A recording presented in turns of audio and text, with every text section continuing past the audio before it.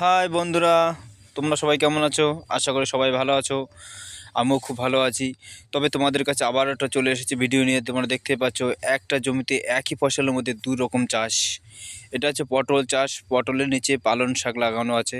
এই পালংটা কী বলুন তো, ভাদ্র আশ্বিন মাসে যখন করতে হয় পটলের, তখন তখন শীতকাল এসে যায়, তখন শীতের কাছে পটল আসে না, পটলের ফুল টমেটো ফোটে না, তখন তার নিচে পটল গাছ রেখে দিলাম, তার নিচে আমি পালং শাকটা চাষ করব।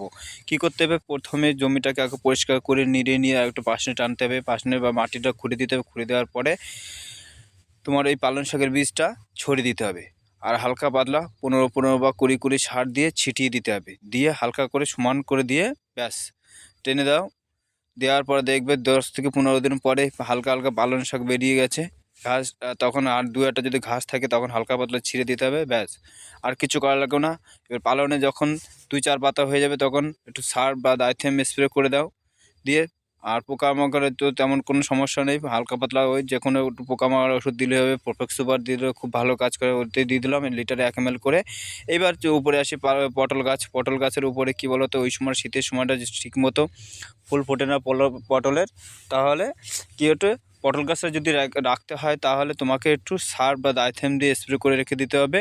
শীতের সময় কুয়াশা পড়ে পটল গাছের পাতা কুঁকড়ে যায় বা পটল গাছের পাতা লাল হয়ে যায়, সেটা থেকে বেঁচে যাবে। আর দু একটা যদি পটল থেকে যায় তাহলে তুমি একটু নোবান মেরে দেবে, ব্যাস। নোবান লিটারে 1 ml করে বা হাফ ml করে মেরে স্প্রে করে দাও, তাহলে তোমার পটল গাছে কোনো রকম উড়ন্ত পোকা বা থাকলে, যদি পটলের জালি থাকে উড়ন্ত পোকা, সে পোকাগুলো মারা যাবে।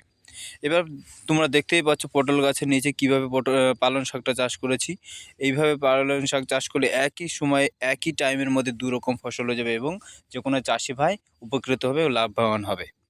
তাই বন্ধুরা, তোমরা এইভাবে যদি করো, এই টাইমটা শীতের টাইমটা তোমার জমির পটল গাছটা মারা লাগলো না এবং পটলের এদিকে আমার আর একটা সবজি চাষ হয়ে গেল।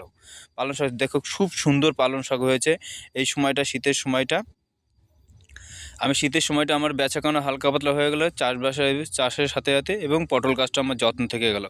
কেন বলো তো, এই সময়টা পটল গাছ অনেকে যত্ন ঠিকমতো নেয় না। পরবর্তীকালে যখন ফাল্গুন চৈত্র মাস এসে তখন পটল গাছ পুরো ধরন আসতে টাইম লাগে এবং পটলের দাম পাওয়া যায় না, কারণ ওই সময় পটলের বিরাট দাম থাকে। আর শীতকালে পটল হয় না, কারণ পটল হয় না যখন, সেই সময়টা জমিটা অনেকে অযত্নে রেখে দেয়, বা দেখা গেলো পরবর্তীকালে যখন ফুল জালে আসবে তখন যত্ন করে। কিন্তু বন্ধু, আমি কিন্তু সেরকম করিনি। দেখতে পাচ্ছ পটল গাছে এখন হালকা পাতলা শীতের মধ্যে হচ্ছে না, তাই আমি এইভাবে এই ট্রিটমেন্ট নতুন করেছি।